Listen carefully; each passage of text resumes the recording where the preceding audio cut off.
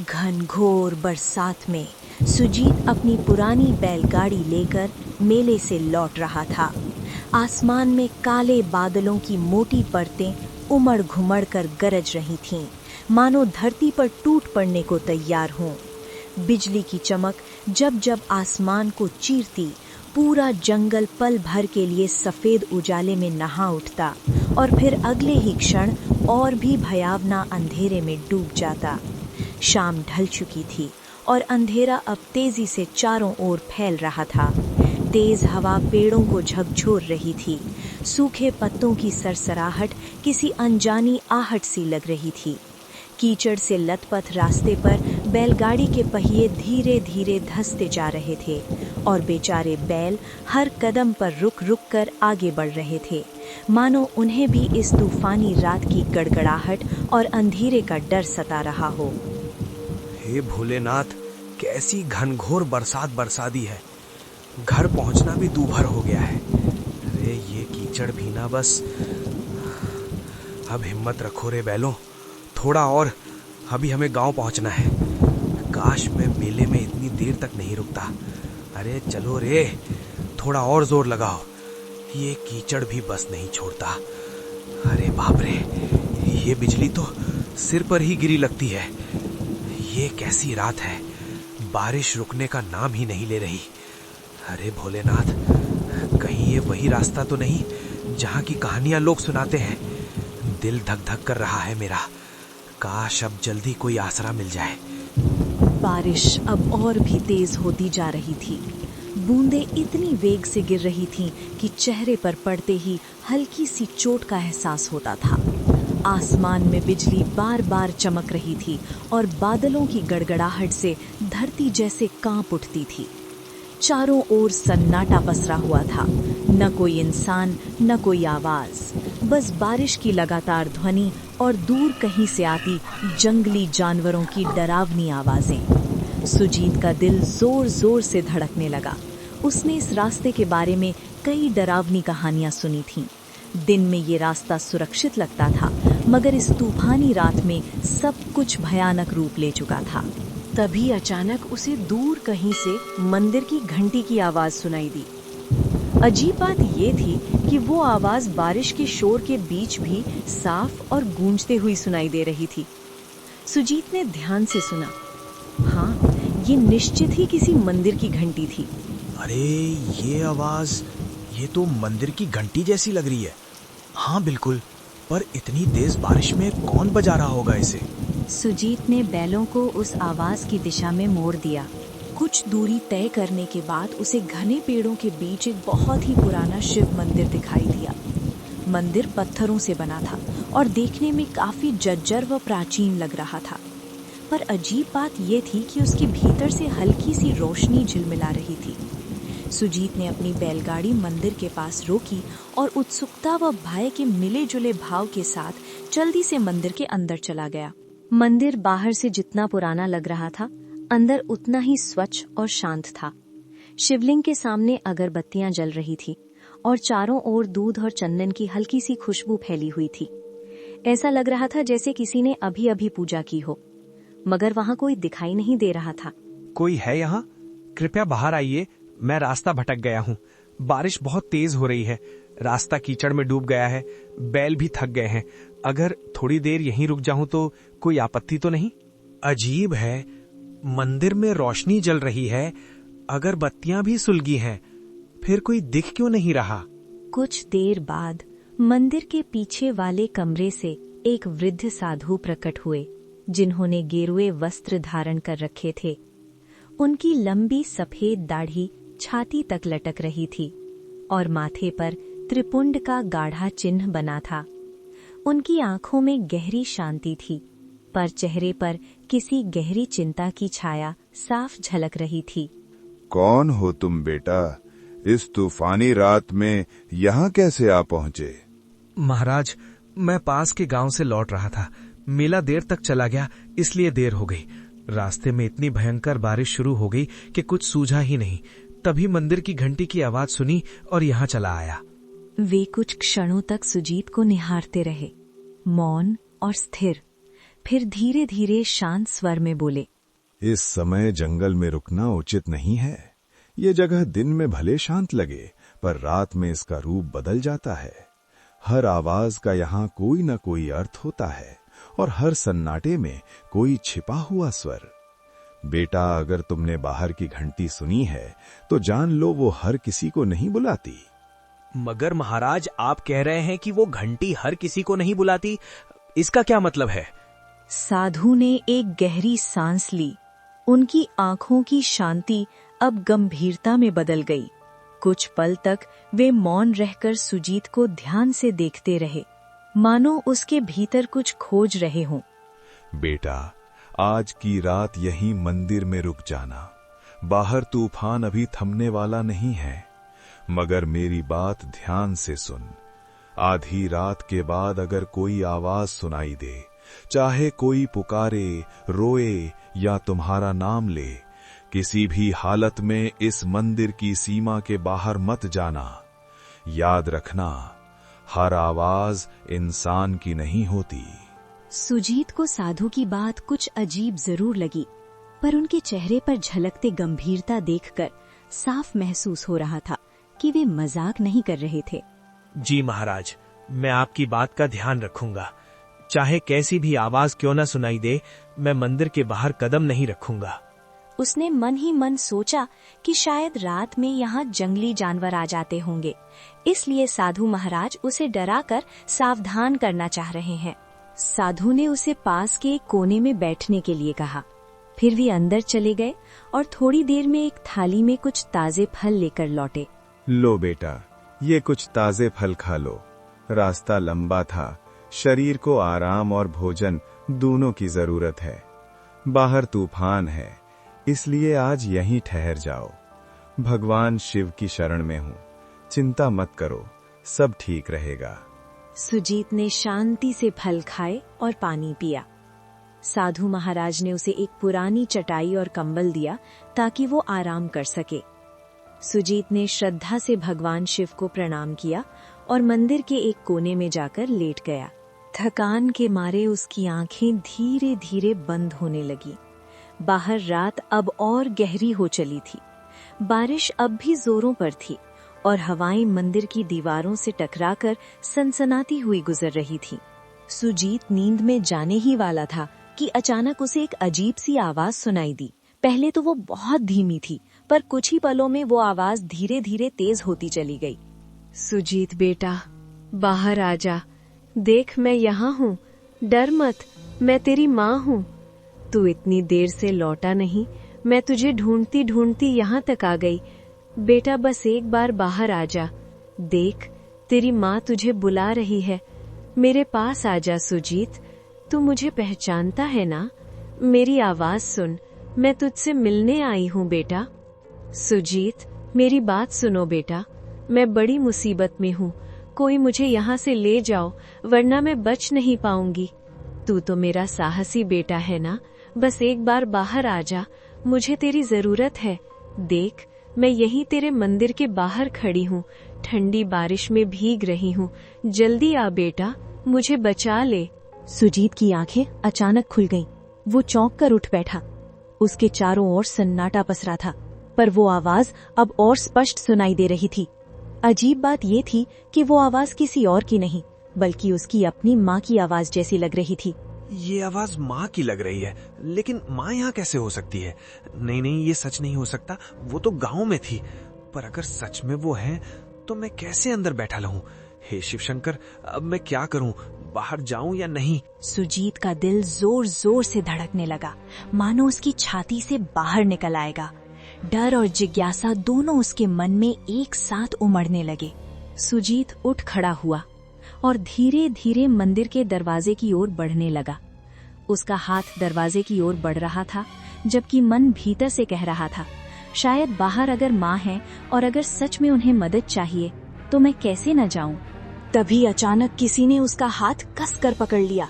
सुजीत सिहर उठा, पीछे मुड़ा तो देखा साधु महाराज उसके पीछे खड़े थे। उनकी आंखों में गहरी गंभीरता और एक अनकहा डर झलक रहा था। रुको बेटा, एक कदम भी बाहर मत रखना।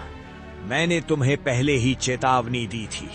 जो आवाजें बाहर से आती हैं वे इंसान की नहीं होती, चाहे वो तेरी माँ की ही क्यों न लगे।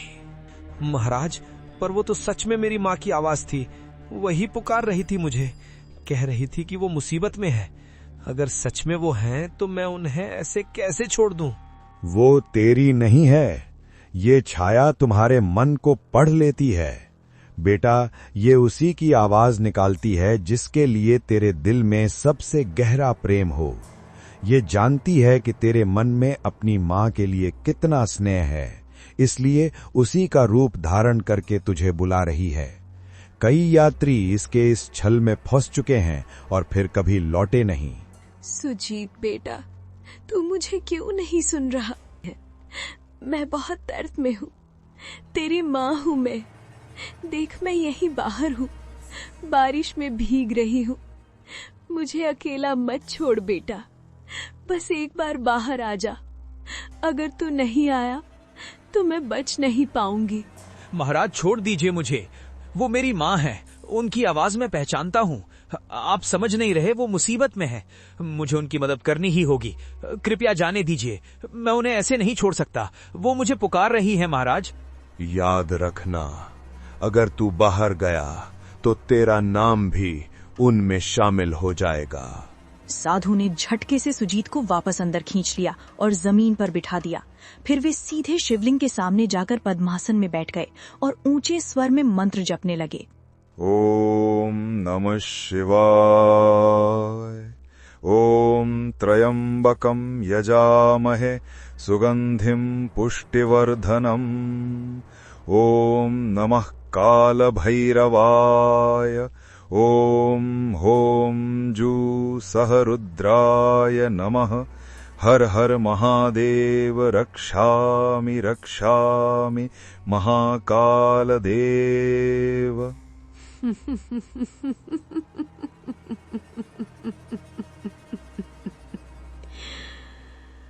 पंडित, तुम कितना भी मंत्र जाप कर लो, मुझे नहीं रोक पाओगे। मैं फिर आऊंगी, बार बार आऊंगी। जब जब कोई इस मंदिर में कदम रखेगा, मैं उसे पुकारूंगी। तुम मुझे बांध नहीं सकते। मेरी छाया हर दिशा में फैली है, हर हवा में मेरा नाम गूंजता है। ओम नमः शिवाय। उनके मंत्रों की गूंज पूरे मंदिर में फैल रही। सुगंधित पुष्प, दीवारें मानो उस ध्वनि से कांप उठीं। ओम नमः काल भैरवाय। धीरे धीरे बाहर की आवाज दूर बढ़ने लगी, मगर पूरी तरह से थमी नहीं। रक्षामि रक्षामि। साधु ने मंत्र जाप जारी रखा। उनके माथे पर पसीने की बूंदें चमकने लगी थीं और पूरा मंदिर एक अजीब रहस्यमयी ऊर्जा से भर गया था। सुजीत डर के मारे कांप रहा था। उसका दिल तेजी से धड़क रहा था। अब डर मत बेटा, वो शक्ति अब लौट गई है। इस मंदिर की रक्षा स्वयं भोलेनाथ करते हैं। तुम अब निश्चिंत होकर सो जाओ, मैं यहीं बैठा रहूंगा। कुछ देर बाद बाहर की सारी आवाजें एकदम थम गईं। अब बस बारिश की लगातार गिरती बूंदों की आवाज रह गई थी। सुजीत कांपते हुए वापस अपनी चटाई पर लेट गया, मगर उसकी आंखों में नींद कहाँ थी। वो पूरी रात जागता रहा। हर आहट पर उसका दिल सहम उठता था। जब सुबह की पहली किरण मंदिर के अंदर पहुंची तो सुजीत धीरे धीरे उठा और बाहर निकल आया। बारिश अब थम चुकी थी, लेकिन मंदिर के चारों ओर जमीन पर अजीब से पैरों के निशान बने हुए थे, जैसे कोई अनजानी चीज रात भर मंदिर के इर्द गिर्द घूमती रही हो। तभी साधु महाराज अपनी कुटिया से बाहर आए। उन्होंने चारों ओर देखा और गहरी सांस ली, मानो किसी लंबे संघर्ष के बाद राहत मिली हो। देख रहे हो बेटा ये निशान? ये उसी छाया के हैं जो पूरी रात मंदिर के चारों ओर मंडराती रही। वो कोशिश कर रही थी कि तुम्हें बाहर खींच ले जाए। तुम्हारे मन के प्रेम का इस्तेमाल करके तुम्हें अपने जाल में फंसाए, पर भगवान शिव की कृपा से वो इस मंदिर की सीमा पार नहीं कर सकी। ये रेखाएं उसकी असफलता की निशानी है। वो अब भी मुक्ति नहीं पा सकी, इसलिए हर तूफानी रात में लौटती है किसी नए मन को बहकाने। महाराज, ये छाया आखिर कौन है? क्यों हर रात यहाँ आती है और क्यों मुझे अपनी माँ की आवाज में बुला रही थी? इसका क्या रहस्य है? इसकी पिछली कहानी क्या है? बेटा, ये छाया कोई साधारण आत्मा नहीं है। कभी ये भी एक इंसान थी, एक औरत जो अपने पति की मौत के बाद पागलपन की हद तक टूट गई थी। कहा जाता है कि वो अपने दुख में इतनी डूब गई कि उसे जीते जी शांति नहीं मिली। एक तूफानी रात में उसने इसी जंगल में अपनी जान दे दी। तभी से उसकी आत्मा इस जगह से बंध गई। वो अब भी अपने अकेलेपन और दर्द से मुक्त नहीं हो पाई है। वो अपने दर्द में सबको शामिल कर लेना चाहती है। वो जानती है कि इंसान का सबसे बड़ा प्रेम किससे होता है? अपनेपन से, अपनी माँ से, अपने बच्चों से। इसलिए वो उसी आवाज में पुकारती है ताकि जो सुन ले वो खुद को रोक ना सके। कई यात्री उसके इस छलावे में फंस चुके हैं और फिर कभी लौटे नहीं।